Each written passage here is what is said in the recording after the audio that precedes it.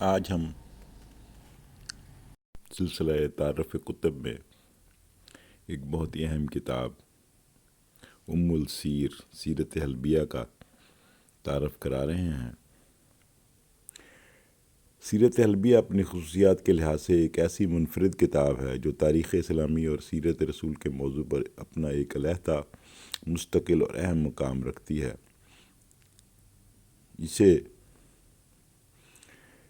اس کے ترجمہ مولانا قاسمی صاحب نے کیا ہے۔ مؤلف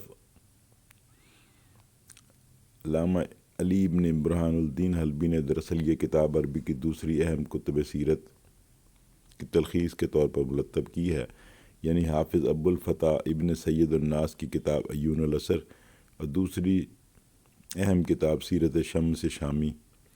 جیسا کہ مؤلف موصوف نے مقدمہ کتاب میں واضح کیا ہے کہ یہ دونوں کتابیں اپنی علمی اور تحقیقی مواد کے اعتبار سے بہت اہم ہیں، مگر جہاں تک عیون العصر کا تعلق ہے، اس میں جو علمی اور بلیغ مضامین اور تحقیقات پیش کی گئی ہیں، اس کی وجہ سے صرف علمی حلقے ہی اس کتاب سے استفادہ کر سکتے ہیں، عوام اس کی گہرائی تک نہیں پہنچ سکتے۔ اس لیے یہ کتاب اپنی اہمیت کے باوجود ایک مخصوص طبقے کے لیے ہی مفید ہو سکتی ہے۔ ہر طبقے اور معیار کے لوگ اس سے بہرور نہیں ہو سکتے۔ اسی طرح سیرت شمس شامی بھی ہے۔ اس لیے مؤلف نے اس ضرورت کو محسوس کرتے ہوئے یہ ارادہ کیا کہ ان دونوں کتابوں کی تلخیص کر کے سیرت کے موضوع پر ایک مفصل اور مربوط کتاب مرتب کریں، جو مذکورہ دونوں کتابوں کے برخلاف عوام اور خواص دونوں کے طبقوں کے لیے یکساں طور پر مفید ہو۔ خواص کے لیے اپنے استناد اور معتبر سیرت و تاریخ کی کتب سے ماخوذ واقعات کی بنا پر، جن کا انہوں نے بیشتر جگہ حوالہ دیا ہے، اور عوام کے لیے اس لحاظ سے کہ یہ مستند ہونے کے ساتھ ساتھ عام فہم انداز میں ہے، جس میں تمام منتشر واقعات کو مربوط کر کے تسلسل کے ساتھ مرتب کر دیا گیا ہے۔ اس کے نتیجے میں واقعات کی ترتیب سے دلچسپی پیدا ہوتی ہے اور وہ علماء اور عوام سب کے لیے قابل فہم بن جاتے ہیں۔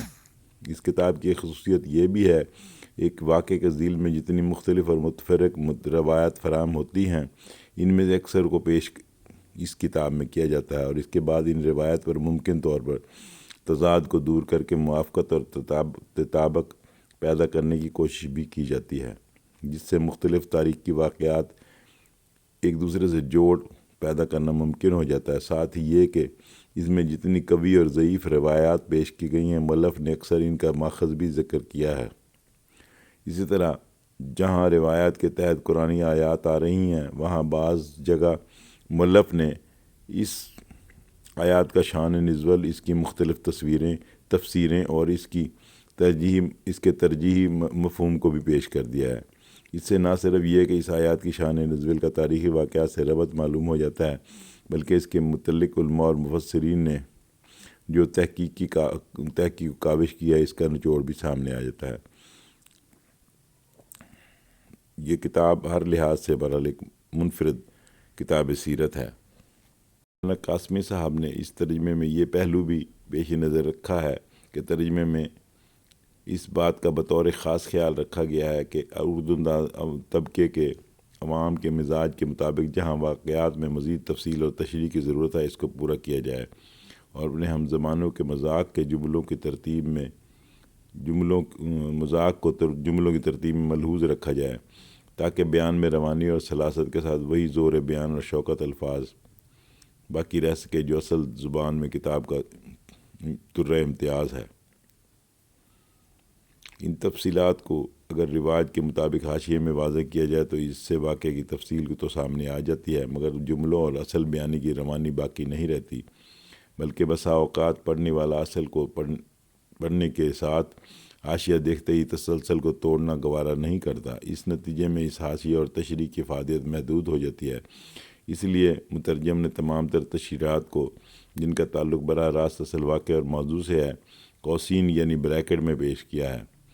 اس طرح واقعات کا تسلسل اور روانی بھی ختم نہیں ہوتی اور ضروری تشریحات کے ساتھ ساتھ بھی نظر سے گزرتی رہتی ہیں۔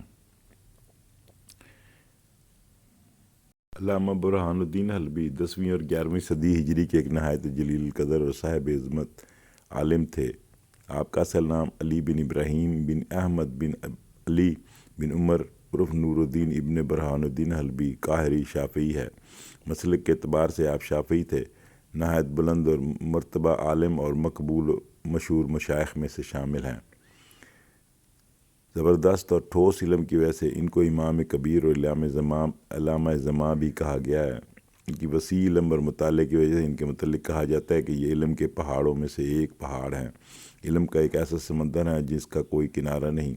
نہایت شفیق، خوش اخلاق، بامروت بزرگ تھے۔ اپنے زمانے میں اتنے صاحب مرتبہ تھے کہ ان کے پائے کا کوئی دوسرا عالم نہ تھا۔ شیخ سلطان مزاحی ان کے دور میں زبردست عالم شیخ تھے، مگر جب کبھی ان کے پاس علامہ حلبی کا گزر ہو جاتا تو اپنے درس سے اٹھ کر نہایت پرتپاک استقبال کرتے، علامہ حلبی کے ہاتھوں کو بوسہ دیتے اور اپنے مسند خاص پر جہاں وہ درس دیا کرتے تھے علامہ کو بٹھاتے تھے۔ آپ شمس رملی سے روایت نقل کرتے ہیں اور کئی سال ان کے پاس گزارے۔ ان کے علاوہ شہاب الدین ابن قاسم، ابراہیم القمی، صالح بلقینی، ابو نصر طبلاوی، عبداللہ شعوری، سالم شبشیری، شیخ عبدالمجید خلیفہ، شیخ احمد بدری سے بھی روایت بیان کرتے ہیں۔ آپ بہت سی بلند کتابوں کے مصنف ہیں جو مقبول و مفید خاص و عام ہوئی۔ آپ کی سب سے عظیم کتاب سیرت نبی پر سیرت حلبیہ ہے، جس کا نام انسان العیون فی سیرت الامین والمامون ہے۔ یہ کتاب عربی میں 3 جلدوں میں ہے اور شیخ محمد شامی کی سیرت شامی اور حافظ ابو الفتح ابن سید ناس کی عیون الاثر کا خلاصہ ہے، مگر علامہ حلبی نے اس میں بڑے مفید اور مستند اضافہ فرمائے ہیں۔ آپ کی یہ تالیف بے حد مقبول و مشہور ہوئی ہے۔ بڑے بڑے علماء نے اس کو نہایت درجے سراہا ہے۔ اس کے علاوہ آپ نے متعدد کتابوں پر حاشیے لکھے، جن میں سے کچھ یہ ہیں: منہج قاضی ذکریہ، شرح مناج از شیخ جلال محلی۔ علامہ حلبی 975 ہجری میں مصر میں پیدا ہوئے اور 69 سال کی عمر پائی۔ 1044 ہجری میں ہفتے کے روز شعبان کی آخری تاریخ میں وفات پائی اور مصر کے قبرستان مجاورین میں مدفن ہوئے۔ علامہ حلبی صاحب آغاز کتاب میں لکھتے ہیں کہ یہ کم ترین فقیر علی بن برہان الدین حلبی شافعی کہتا ہے کہ سیرت مصطفیٰ ان اہم ترین کاموں میں سے ہے جس پر بڑے بڑے علماء اور ملت اسلام کے بڑے بڑے حفاظ اور حدیث نے بطور خاص محنت کی ہے، اور کیوں نہ ہو، اس لیے کہ یہی حلال و حرام کو جاننے اور بلند ترین اخلاق سے متصف ہونے کا ذریعہ ہے۔ امام ظاہری نے علم مغازی کو خیرت دنیا والآخرہ، یعنی دنیا و آخرت کی بھلائی فرمایا۔ امام ظہری ہی وہ پہلے عالم ہیں جنہوں نے سب سے پہلے سیرت پر کتاب لکھی۔ بعض علماء کہتے ہیں کہ اسلام میں سیرت پر اولین سیرت النبی کی اولین سیرت ظاہری ہے۔ حضرت سعد بن ابی وقاص رضی اللہ تعالیٰ عنہ سے روایت ہے کہ میرے والد ہمیشہ رسول اللہ کے غزوات و سرایا کے متعلق تعلیم دیا کرتے تھے۔ فرمایا کرتے تھے، اے میرے بیٹے، یہ تمہارے بزرگوں کا شرف ہے، اس لیے اس ذکر کو مت بھلا دینا۔ اس موضوع پر بہترین کتاب مرتب کی گئی اور جو بڑے بڑے علماء کے زیر مطالعہ رہی وہ حافظ ابو الفتح ابن سید الناس کی لکھی ہوئی عیون الاثر ہے، کیونکہ انہوں نے اس میں یہ موتی اور جواہر جمع کیے ہیں، انہوں نے اس کا نام عیون الاثر رکھا۔ البتہ انہوں نے اس میں اسناد حدیث کے ذکر کو بہت طول دیا ہے، جس کی وجہ سے محدثین کے لیے بہت زیادہ قابل توجہ ہے۔ حافظ ابو الفتح محدثین کے نزدیک بہت زیادہ قابل اعتماد ہیں، کیونکہ وہ امت مسلمہ کے ممتاز علماء